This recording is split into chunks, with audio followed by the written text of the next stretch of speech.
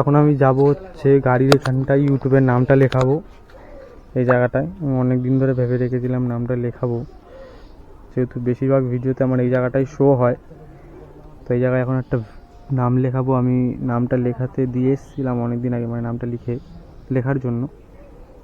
লেখাটা আজকে হয়ে গেছে, তো এখন যাব লেখাবো। প্রথমে ভেবেছিলাম এইসব জায়গায় লেখাবো, কিন্তু তার ভাবলাম না, বেশিরভাগ শো তো এই জায়গাটাই হয়, প্রথমে এটাতে লাগাই, তারপরে কিছুদিন পরে নয় অন্য জায়গায় লাগাবো, আরও যেখানে যেখানে লাগানো যায়।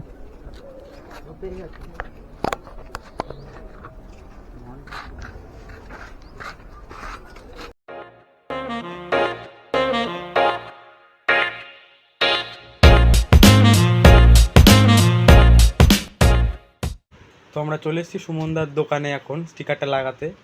তো তোমাদের ওটাই দেখাবো যে কীভাবে স্টিকারটা লাগায়। তো আসো দেখা যাক। প্রথমে সুমনদার সাথে কথা বলে নিলাম, তারপরে সুমনদা হচ্ছে স্টিকারটা বানাচ্ছে। অ্যাকচুয়ালি ইউটিউবের ওইটা এখনও সেরকম বানানো হয়নি, খালি নামটা লেখা হয়েছিল। তো ইউটিউবের ওটা এখন সুমনদা বানাচ্ছে, ইউটিউবের লোগোটা। দেখো কি সুন্দর করে সুমনদা কাটছে, তারপরে ওটাকে লাগাবে আমার এতে মিটারটার ওখানটায়। একটা ট্রাই করা হয়েছিল, কিন্তু ওটার বড় ছিল বলে ওটা লাগানো যায়নি সেরকম ওই জায়গাটা আমার।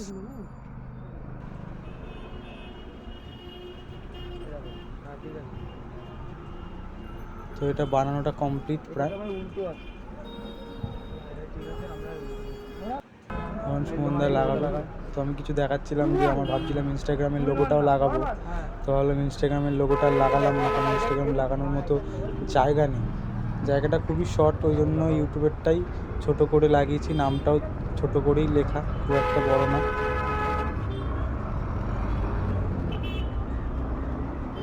সুমনদা বসাচ্ছে স্টিকারটা। এখন ধরবে না মনে হয়,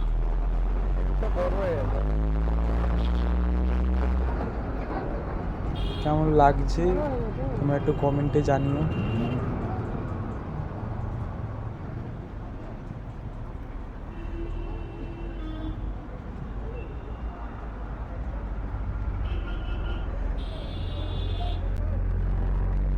ইনস্টাগ্রাম আর লাগানোর জায়গা নেই, থাকতে হলে ইনস্টাগ্রাম ছোট হবে না ইউটিউবের। এটা ছোট করে দেবো কেটে না, ওইভাবে করলে তো বাজে লাগবে।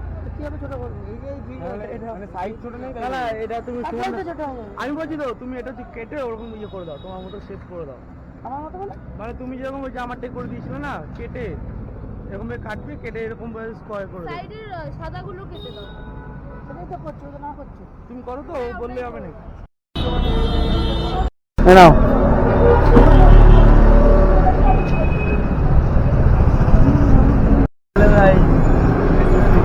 আজকের মতো ব্লগটা এখানেই শেষ, দেখা হচ্ছে পরের ব্লগে। টাটা।